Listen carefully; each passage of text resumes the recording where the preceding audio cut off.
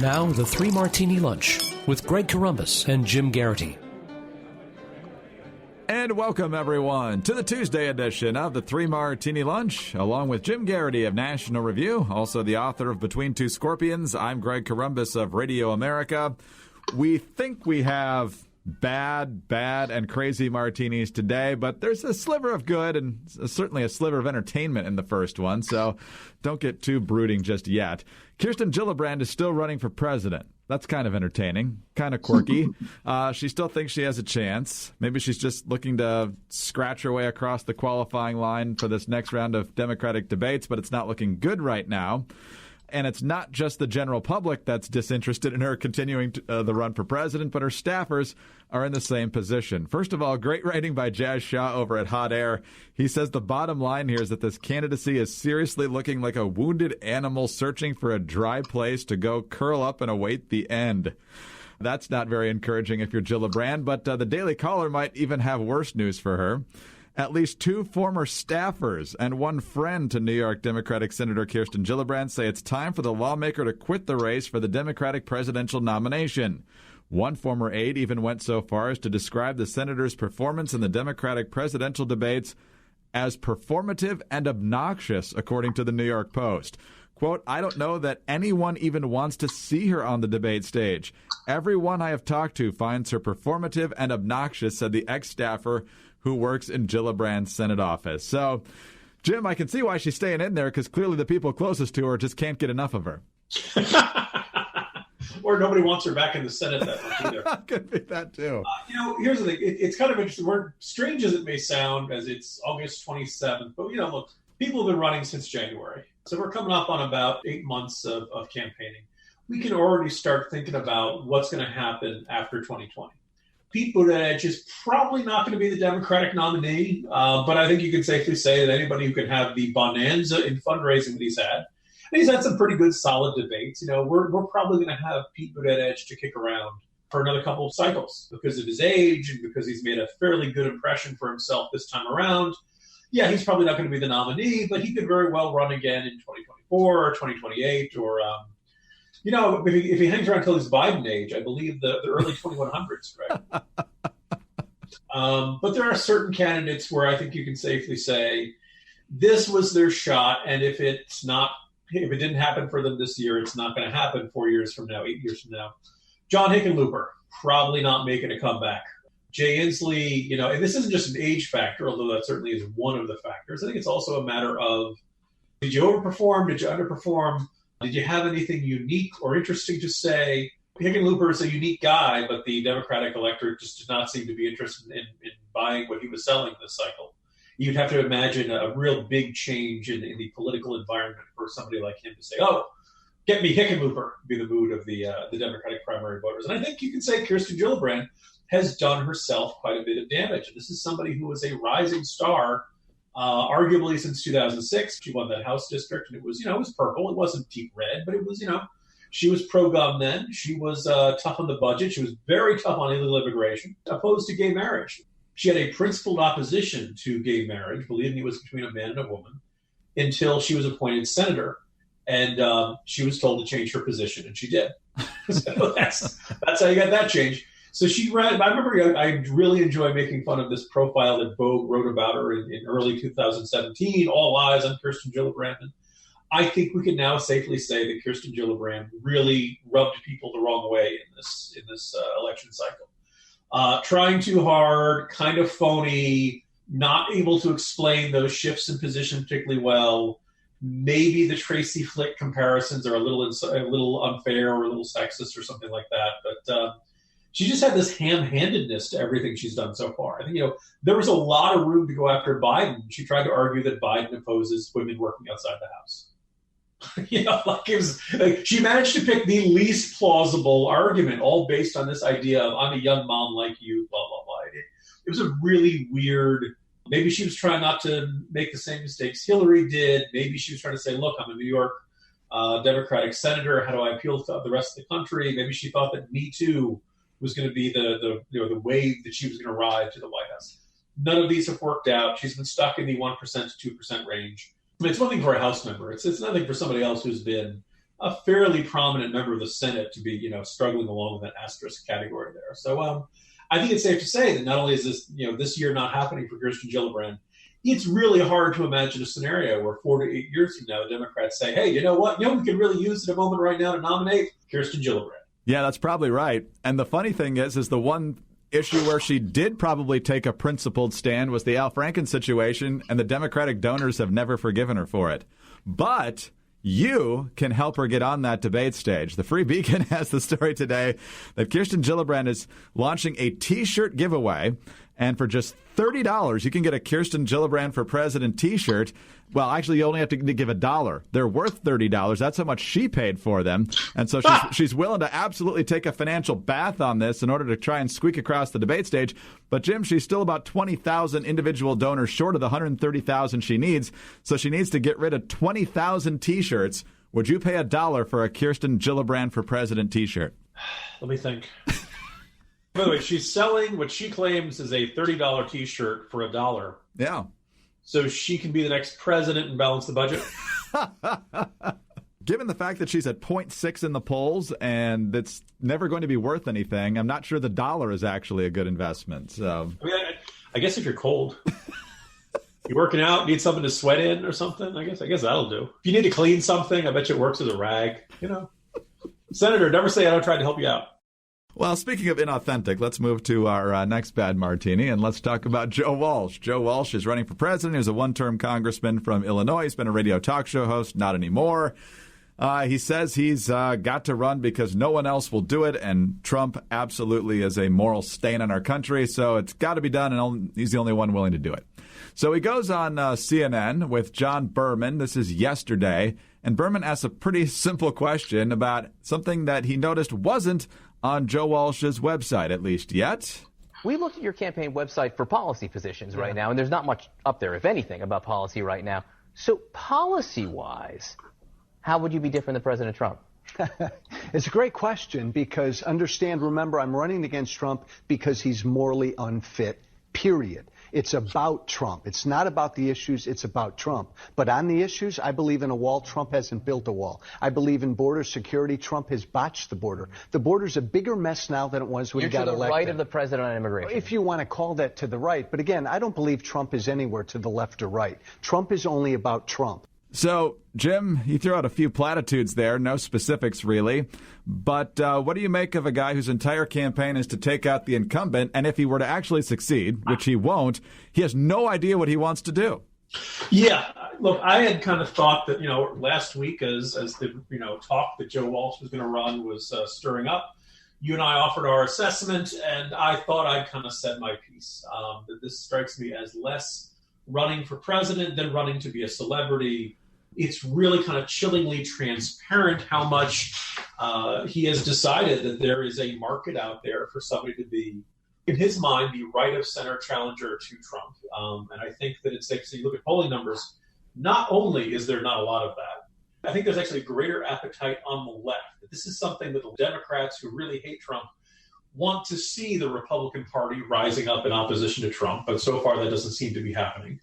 And as I keep emphasizing, Joe Walsh is a really bad example of this. You can, give me your typical Republican senator with solid conservative record, your Cory Gardner types or something.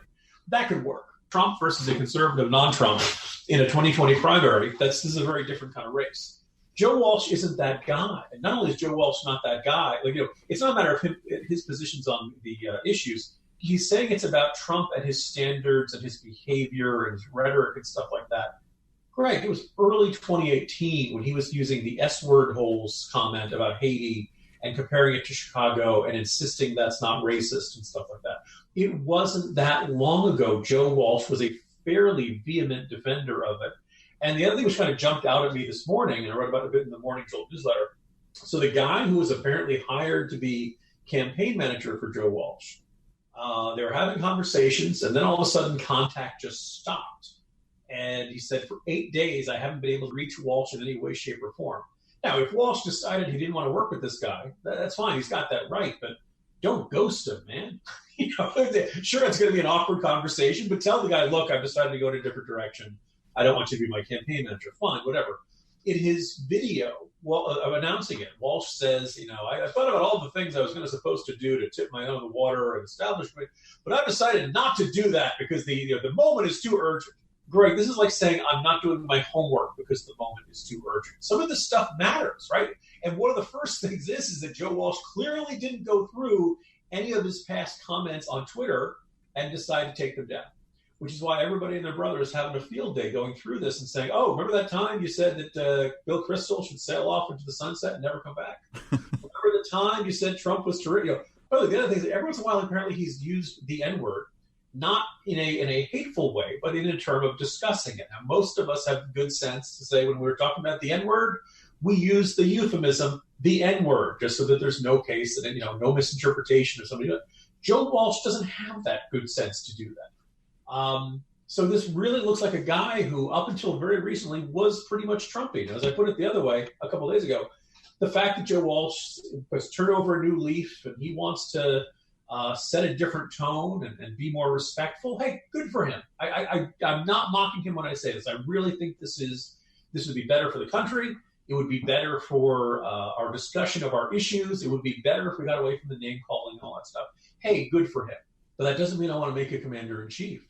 And Joe Walsh has basically said, look, I've gone a whole year without saying that Obama's a Muslim or doubting that he was born in the United States. Make me president. And I'm sorry, I don't buy into that. I think it's kind of fascinating to see, one, the number, obviously Trump supporters don't like him, surprise. I don't see that many either never Trump or Trump skeptical, or I think you can just characterize Trump weary conservatives flocking to Joe Walsh. And if they are, I think it's basically saying, well, he stopped being like Trump in terms of his personality a year ago, so that's good enough for me. And honestly, I think if that's all it takes to get you to sign on to Joe Walsh, I think you're something of a cheap date.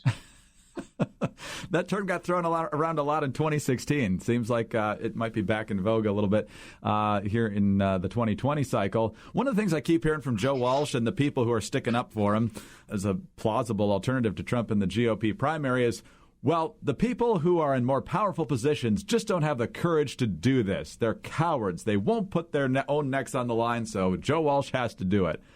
Well, 3 years ago, pretty much every prominent person in the Republican Party was running for president against Trump when he was a gadfly, and everybody thought for the first few months he was kind of a joke in the campaign. But, I mean, you had Cruz and Rand Paul on the right. You had Jeb as your establishment guy. You had Rubio there in the middle. And then you had Perry, Christie and Jindal, Scott Walker. Yeah. It's not like people didn't try to take out Donald Trump, but now he's the incumbent Republican president with a nearly 90% approval rating among the GOP and the full apparatus of the RNC. I'm not sure what you think you're going to accomplish here in the primary. Yeah, and look, we've seen Republicans who decided, I'm going to be the anti-Trump. Mark Sanford comes to mind. Jeff Flake comes to mind. Corker had his, stronger disagreements with it. All of these guys then chose to retire. Paul Ryan, basically these people who decided, you know what, I'm tired of working in Trump's Washington. I can't get anything done.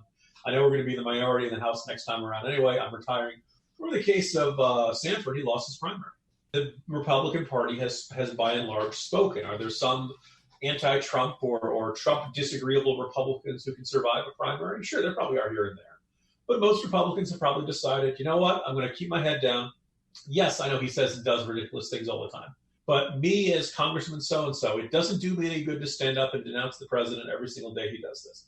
The Will Hurds of the world, I think Will Hurd would have been a safe bet for re-election. Even he's tired of this. This is a bad situation, but the idea of why aren't, more Republicans all standing up at once and denouncing the president every time he goes off the rails and goes on some Twitter tirade? Well, look, they'll probably lose a primary. The end result of that, if every Republican member of Congress who was frustrated with Trump openly expressed that frustration, exactly how they feel the moment they felt it, for the whole national media to see, the end result would be a whole lot of lost primaries and a whole bunch of, even more sycophantic suck-ups to Trump replacing them in these primary wins. So you can kind of raise the question of whether that really gets the Trump critics in the direction they really want to go in. Or maybe we just have more Democratic victories, which you have a sneaking suspicion is what at least at least a whole bunch of folks on the left would much rather see anyway. Absolutely. And some folks who claim they're still on the right. Remember how it was really important that all these supposed conservatives said it was to elect a Democratic Congress in 2018? Or we had to stop that Trumpite Ed Gillespie. Right. Because look, Greg, if we had elected Ed Gillespie, you could have a Republican governor of Virginia who did racist things and embarrassed the state. Can't have that happen. Boy, would our faces be red. All right, let's move on to our final martini. I think it's crazy. Brett Stevens, he's certainly from that category.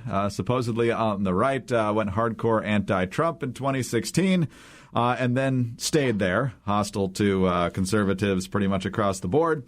He does occasionally defend free speech, which is very important, which makes this story even more bizarre. So one of Stevens' colleagues, one of the editors over at the New York Times, tweets out, breaking, there are bed bugs in the NYT, New York Times, newsroom. So then David Kopp, this professor over at George Washington University, replies to that tweet saying, the bed bugs are a metaphor. The bed bugs are Brett Stevens. A little bit later on Monday afternoon, Karpf tweets again. This afternoon, I tweeted a brief joke about a well-known New York Times op-ed columnist. It got 9 likes and 0 retweets. I did not @ him. He does not follow me. He just emailed me, CCing my university provost. He is deeply offended that I called him a metaphorical bedbug. And then the issue was brought up again today on MSNBC. Chris Jansing was the host. Here's Stevens to begin.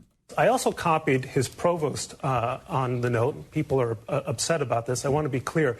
I had no intention whatsoever to get him in any kind of professional trouble. But it is the case at the New York Times and other institutions that people should be aware, managers should be aware of the way in which their people, their professors or journalists interact with the rest of the world. That's certainly the case. Is that the worst thing that you have ever been called on social media? There's a bad history of being called, of being analogized to insects that goes back to a lot of totalitarian regimes in the past. Maybe it is really bad, Jim, but given our current political climate, that barely even registers. So what do you make of the Stevens reaction to being called a bedbug? It's interesting. The Washington Post article about this, that kind of brought this to everybody's attention. GW professor David Karpf really sees himself as the victim in all this, which is pretty insufferable. Look, calling somebody a bedbug is a really nasty thing to say. And yes, there is a long history of totalitarian regimes that compare certain groups of people to something that is some kind of animals. Rats, snakes, pigs, apes, vermin, And there's a long history, if you look at the history of genocides, that this is one of the things you do in order to make doing away with someone, killing someone more morally acceptable. Is they're not really people. They're not really human beings. Having said that, as much as a jackass that David Karpf is being, can we say that, Greg? I don't know. That's another animal. And it's politically charged. We're running afoul of ricochet standards or something like that. But, as much of a donkey as Karpf is being. Look, we compare people to animals all the time. And I don't think, as much of a jackass as David Karpf is being, I don't think he really wants to see Brett Stevens done away with. But just a bit of the characterization of Brett Stevens. You and I probably would find him characterized him a moderate Republican, moderate conservative, somewhere on the right, but far from the most. I think he was calling for repealing the Second Amendment. He's not the most hard right conservative you're ever going to find. He is, by the standards of the New York Times editorial page and the average New York Times reader, probably arch-right reaction. Right. A lot of this stems from the fact that when Ross do that, or when Brett Stevens writes something on the New York Times editorial page, a good chunk of the New York Times readership is like, what is this doing here? This offends me with my existence. I don't pick up this newspaper to be challenged. I pick up this newspaper every morning to get confirmation that Donald Trump is the worst guy in the world, the Democrats are right about everything, and the progressives need to win more. So this has been the subtext ever since Brett Stevens got hired. Because Stevens was over at the Wall Street Journal, and people had much less griping about him there. There's a chunk of the New York Times readership that really does want to see Brett Stevens go away, at least from the editorial page. I hope not necessarily to have him, meet some untimely end or something like that. But this is, Karpf really does, come across as a jerk. But I don't think he wants to kill him. And I thought about it because, here's the thing, Stevens doesn't help himself. Now, when Stevens, CCs the provost, I think it's fair to want, and it is fair, if I ever lost my you-know-what on Twitter and I started, fuming at people in a way that really, was over the top. Greg, I know at some point you'd probably, at the very least, you get an email. Jim, you doing okay? Right. Right? That sense of like, we've all been angry. We've all said things we regret. But the idea of somebody comes out and say, whoa, this is a bad look for you. Calm down. Get off the internet, put down the phone. And I think when you're calling someone a bedbug, then yeah, you're starting to get into that territory. It would have been nice if somebody else at GW could have, knocked on the professor's door and said, hey, David, you feeling all right? Get off the computer. Just take a walk. Calm down a little bit. It's not a good look for you. Does this mean Karp should be fired? No. If you decide to fire anybody who ever, blasted off something really angry and snotty on Twitter, unemployment rate would be something in the neighborhood of 80%. This happens quite a bit. Having said that, it would have been nice if Karp could have apologized. But in that article, there's no indication of that whatsoever. David Karp sees nothing wrong with saying, hey, you know what? I really strongly disagree with Stevens. I really don't like his columns, but the man's not a bedbug, and I shouldn't have called him that.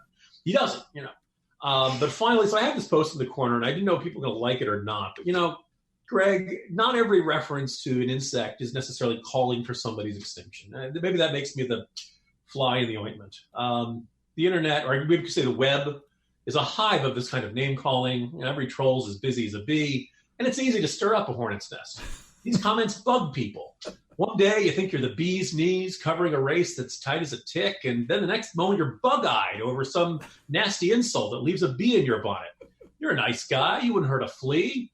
But the idea of somebody hating you like that leaves butterflies in your stomach, and it really louses up your day.